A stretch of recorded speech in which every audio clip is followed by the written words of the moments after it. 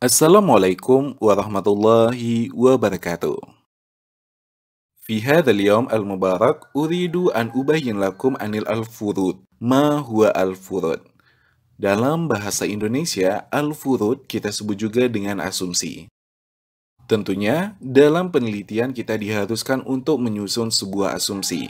Hal ini sebagai stimulus agar kita mencari pembuktian sebuah kebenaran ilmiah. Dalam menyusun asumsi ini, kita tidak boleh sembarangan. Akan tetapi, kita harus melihat konteks atau objek yang akan kita teliti. Al-iftiradatu haqa'iqun muhimmatun ta'tabiru sahihatun walakinna lam yasbutu sahihatuha. Hadithun au mauqifun ya'tabiru sahihan hatta la yakuna al-haqiqatun mawdi'un syakkun. Wal furud غير متساوي بالفريضة البحثي لأن ذلك الافتراضات هي العبارة يمكن اختبارها تجريبيا بناء على النتائج والملاحظة والتجارب في البحث السابق. Maka asumsi adalah kenyataan yang penting yang dianggap benar, tapi belum tentu terbukti kebenarannya. Suatu kejadian atau situasi yang dianggap benar, sehingga kebenarannya tidak diragukan. Ini tidak sama dengan hipotesis, karena asumsi tidak memerlukan pengujian atau pembuktian. Kalau dilihat dari pengertiannya, maka asumsi adalah pernyataan yang dapat diuji kebenarannya secara empiris berdasarkan pada penemuan, pengamatan, dan percobaan dalam penelitian yang dilakukan sebelumnya. Jika kita berbicara tentang asumsi, kita tidak terlepas kaitannya dengan postulat dan prinsip. Lalu, apa itu postulat dan apa itu prinsip? Pengertian postulat adalah bayanun la tahtaju haqiqatuhu ilal ikhtibari li'annahu tam kubuluhu min kibalil jumhuri. Al-misal, ghurub syamsu fil gharbi.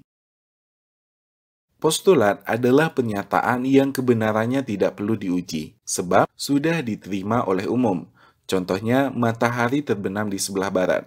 Sedangkan prinsip, ibaratun yantiku bisyaklin amin ala aqradin muayyanatin wa qadaratin ala tafsiril ahdasi allati hadathat. Ala sabilil misal, qanunus sababi wan natijati.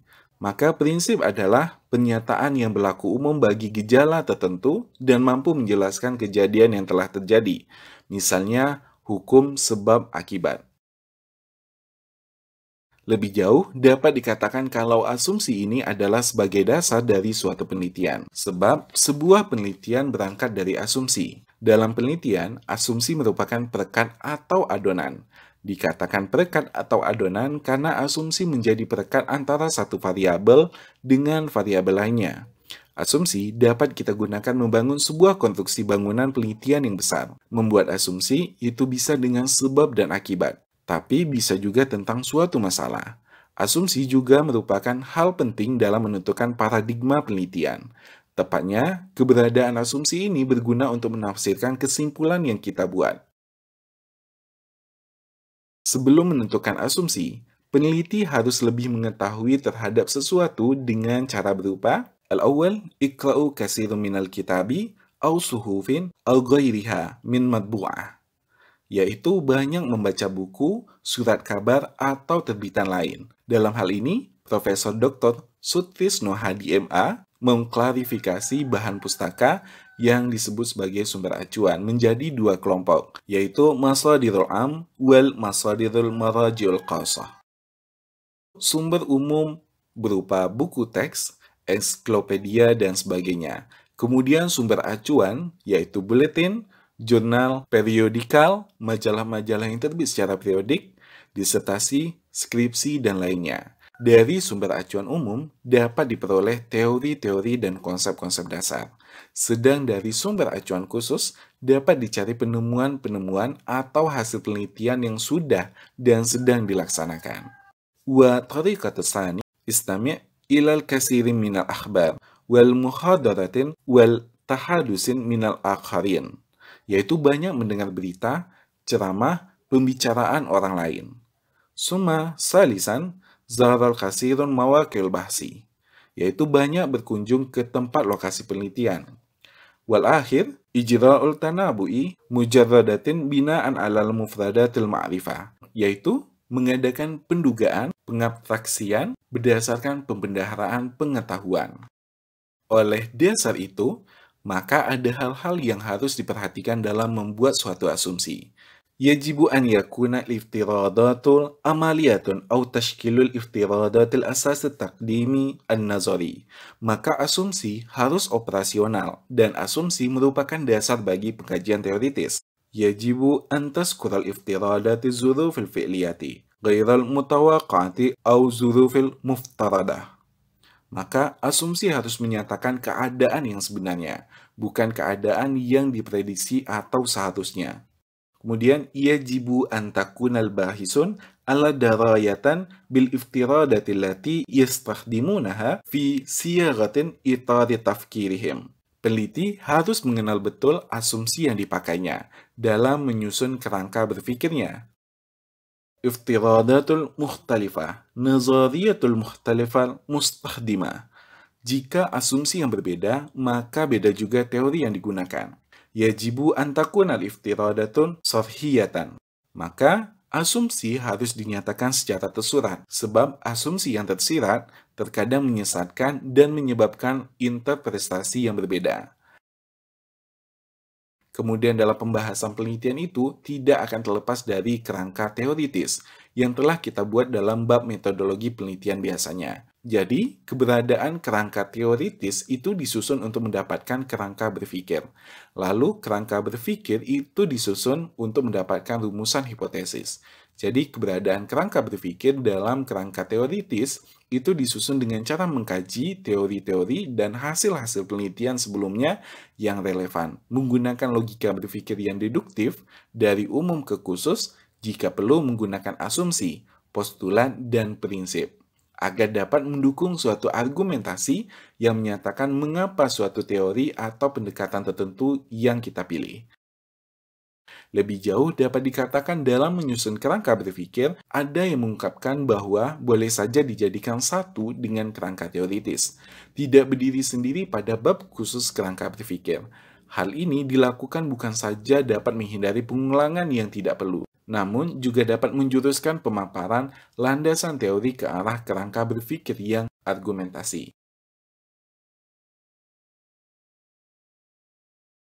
Bismillahirrahmanirrahim.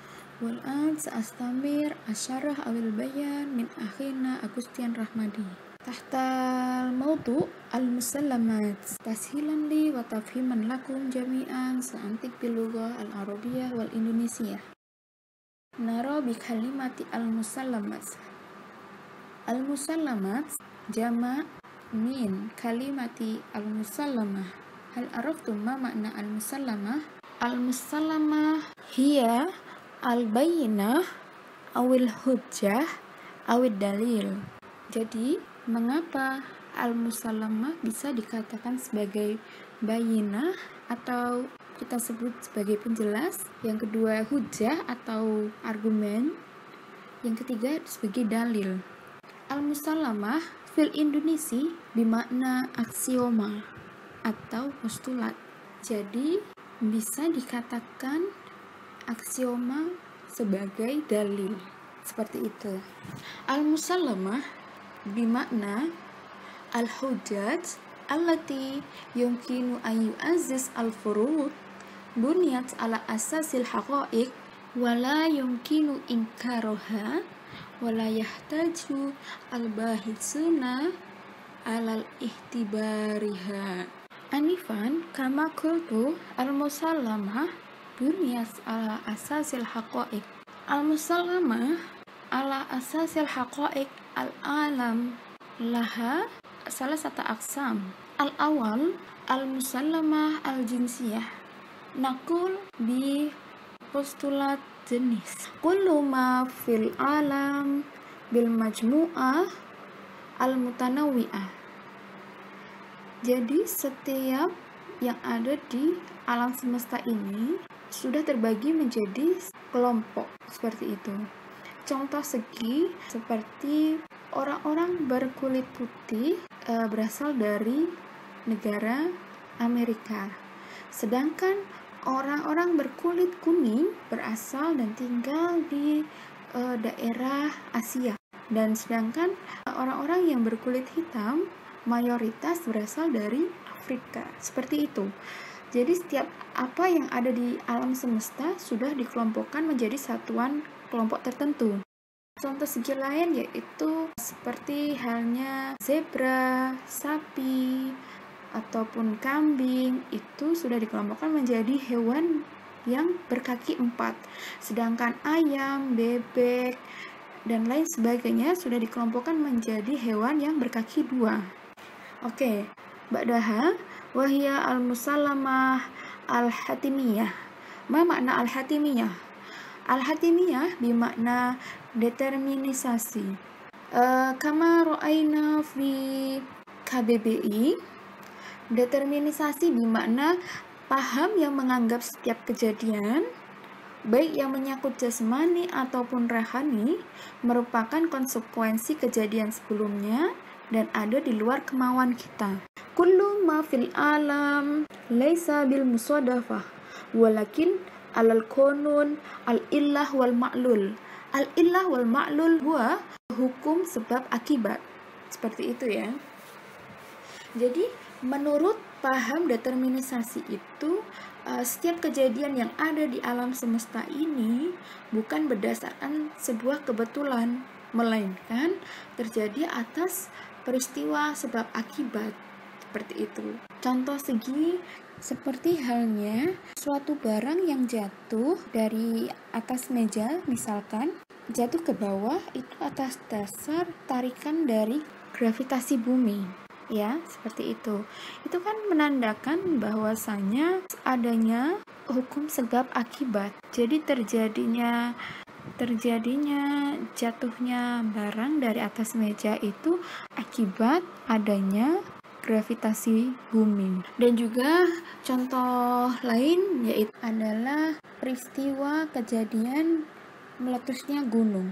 Meletusnya gunung itu bukan suatu peristiwa kejadian yang kebetulan. Tentu sebab diantaranya atas kehendak yang kuasa pasti. Yang kedua ada peristiwa geologis yang bekerja di dalam bumi yang mengakibatkan gunung meletus. Contoh lain yaitu seperti peristiwa kejadian kecelakaan di jalan raya. Kecelakaan itu bukan suatu peristiwa yang kebetulan, pasti ada sebab akibat. Mungkin ada tumpahan oli di jalan raya yang menyebabkan pengendara terjatuh, tergelincir.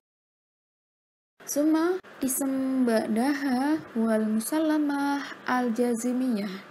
Al-musallamah al-jazimiyah bermakna postulat keajekan. Postulat keajekan atau kita sebut sebagai dengan konsisten merupakan peristiwa alam atau kejadian yang ada di muka bumi ini atau di alam semesta ini selalu berulang-ulang dan polanya sama, konsisten. Maka disebut juga dengan postulat keajekan. Kuluma hadasa fil alam tanasikun. Suma naktu ila asasa al-akhir sa'utilakum al-misal mina sohifah al-ilmiyah. Naro huna fi sohifah al-ilmiyah. Kaidah bahasa adalah fakta psikologis. The rules are psychology real adalah pernyataan kedua dari postulat para rasionalis dalam pembelajaran bahasa. Jadi kaidah-kaidah bahasa dan berbahasa secara psikologis hidup dalam sanubari setiap manusia.